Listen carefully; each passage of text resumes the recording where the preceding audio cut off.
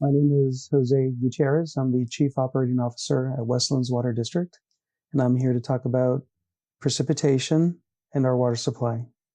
And I'd like to start off with precipitation. I know it's raining outside, there's snow in the mountains, but from my perspective and based on the data, we're experiencing an average year for precipitation totals, and I can show you an illustration of why I think that. This is a plot of precipitation data for the 8th station index. And this information is available on the Department of Water Resources website. It's available to everybody. And this precipitation shows the totals, what we're experiencing in Northern California. In the region covered by the 8th station index, it's referred to as the Northern Sierra precipitation, goes from about Shasta in the north down to the Delta in the south. And what's illustrated here and in different colors are the different totals that we've experienced over the years.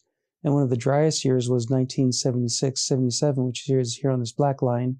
And one of the wettest years was in 2016 and 17 at 94.7 inches total for the year, which was one of the wettest years on record. And this blue shaded area represents the average precipitation for that 8th station index. And where we are today, to this date, is 29.7 inches, and that's 103% of average. So we have been getting quite a bit of rain, but again, we are just slightly above average. Now, the other index that is important to Westlands and how we get our water is the 5 station index, and that's shown here. Now, the 5 station index ranges from the Delta in the north down to the San Joaquin River in the south. And that total to date is 23.1 inches. And that's slightly above average at 108% of average for this date. Now, there is rain forecast in the next week, so we should see those totals continue to increase. However, if we do hit a dry spell and this line flattens out, which has happened before, you can see in past years where we got some rain and then it just flattened out and got very little precipitation for the rest of the year.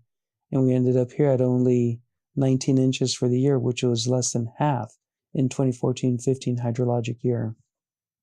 So we are hopeful that it's going to continue to rain, but there's still a lot of the season left for precipitation, and we could enter one of these dry spells, in which case we would end up below average for the year. Now, the reason that we're average is if you look at this blue line, we do hit some of these dry spells. We had very little rain between October and the beginning of December, and that's actually shown here in this table. This table summarizes by month the precipitation for the 8th station index. October, we only experienced 1 inch of observed rainfall, and that was 34% of average. And in November, we were about average at 104%, but then again in December, we're at 5 inches compared to the average of 9.2, so we were at about 50% of average, or 54. January was a good month, we were above average, and so far we're tracking pretty good in February. But you can tell that the influence that 2 months of below average precipitation has on the total. So even with the good month in January, it was just enough to counteract what happened in those 2 dry months. So that's why we're at average today.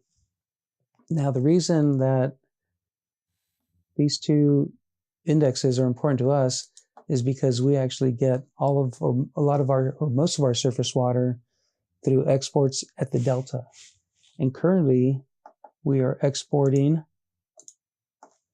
the combined exports from the Department of Water Resources Banks pumping plant for the State Water Project contractors is 3,000 CFS, and Jones pumping plant for the Federal Central Valley Project contractors, where we farm here in Westlands, is 3,500 CFS. Without this water flowing through the Delta, coming from the Sacramento River and some of the other tributaries, or flowing north of the San Joaquin River and through other tributaries reaching the Delta, there wouldn't be enough water in the system to export for the cities, the rural communities on the west side, to Silicon Valley and San Jose. They depend on water that is exported out of the Delta. Contra Costa County depends on water that's exported out of the Delta. Without water flowing through the Delta, a lot of these export facilities would have to be curtailed and actually export less water than what we're doing today.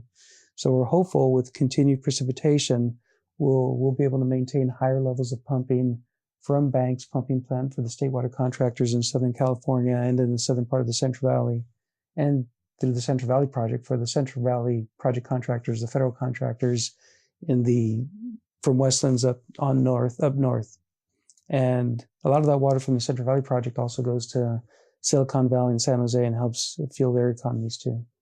So that's why this rain is important to us, and that's why we hope it continues so we can continue exporting or importing water into Westlands and other contractors.